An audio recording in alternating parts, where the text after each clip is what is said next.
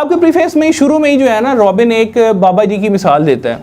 एक बाबा जी से एक शख्स मिलता है, वो शख्स जो है एक पहाड़ की चोटी पर जाना चाहता है, उसे सर करना चाहता है। तो उस बाबा जी से पूछता है कि बाबा जी कोई ऐसा रास्ता बताइए, कोई ऐसा ज़बरदस्त किस्म का मुझे आप एक पाथ बता दें जिससे मैं अपनी डेस्टिनेशन पे पहुंच जाऊं। तो बाबा जी कहते हैं, कुछ देर वक्फा करने के बाद वो फरमाते हैं कि भाईजान ऐसा कीजिए कि आप सिर्फ इस चीज़ को मेक श्योर कीजिएगा, सर्टेनली इस बात का ख्याल रखिएगा कि आपका जो भी कदम उठे वो आपके पहाड़ की, जिसे आपने सर करना है, उसकी सिमत में हो।